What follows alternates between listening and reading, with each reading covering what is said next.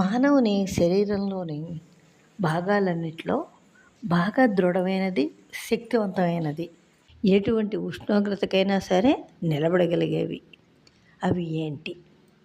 ఇది సైన్స్ కూడా రూఢి చేసింది, అంటే సైన్స్ సిద్ధాంతపరిచిందే.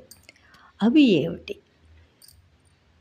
ఏ భాగమైనా సరే ఏ మాత్రం వేడి తగిలినా వెంటనే కాలిపోతుంది. ఇంక చర్మం అయితే మాంసం ముద్ద, మరి తొందరగా కాలిపోతుంది. అన్నిటికన్నా ముందు బాగా ఈ వేడికి తట్టుకోలేక అంటుకునేది జుత్తు. అయితే ఈ మానవ శరీరంలో ఆ రెండు ఏంటి అంటే, ఒకటి ఎముక. ఈ ఎముకలు ఎంత వేడికైనా సరే బూడిద అవ్వగొట్టండి. అందుకనే హిందూ అంటే భారతీయ సాంప్రదాయంలో మరణించిన తర్వాత దహన సంస్కారాలు చేశాక ఆ బూడిదలో ఉండేటటువంటి ఎముకల్ని, అంటే కొన్ని ముఖ్యమైనటువంటి ఏ భాగంలో ఎముక తీసి అవి పవిత్ర నదుల్లో కలపాలి అనేది తెలుస్తుంది. అలా తీసుకెళ్ళి ఆ పవిత్రమైన నదీ జలాల్లో కలుపుతారన్నమాట. ఇక రెండోది ఏంటంటే దంతాలు. ఈ దంతాలు పైన ఉండేటటువంటి ఎనామిల్ పొర కూడా అస్సలు ఎంత వేడికైనా సరే అలాగే నిలబడుతుందిటండి. అది బూడిద అవదట. అందుకనేనేమో ఈ ఎముకకి పురాణాల కాలం నుంచి కూడా అంత ప్రత్యేకత ఉందండి.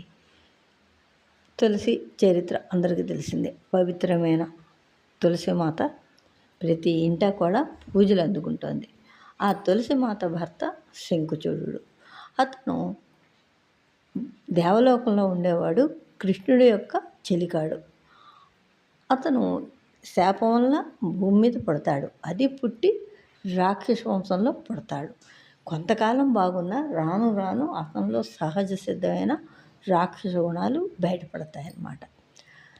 దాంతో కొంతకాలానికి అతని యొక్క ఆ రాక్షస జాతి తాలూకా ఆ గుణాలకి అతనితో యుద్ధం చేసి అతన్ని వధిస్తారు. అప్పుడు తులసి తన భర్తను విష్ణుమూర్తే మోసం చేసి చంపాడు కాబట్టికి అతనికి శాపం పెడుతుంది.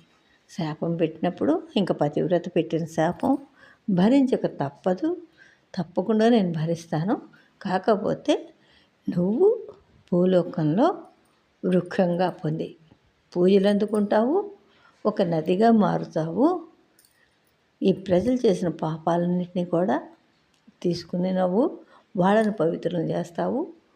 ఇక శంఖచూడుడు అతని యొక్క ఎముకలన్నీ కూడా గుళ్ళలోనూ ఇళ్లలోనూ కూడా ఎంతో పవిత్రమైనవిగా వాటిని ఆరాధించి పూజిస్తారు అని భావిస్తారండి.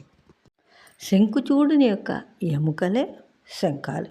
ముఖ్యంగా వెన్నెముక చివరి భాగంలో ఉండేటటువంటి టైల్ బోన్, ఇది ఎంత ఉష్ణోగ్రతకైనా సరే అస్సలు బూడిదవ్వదట.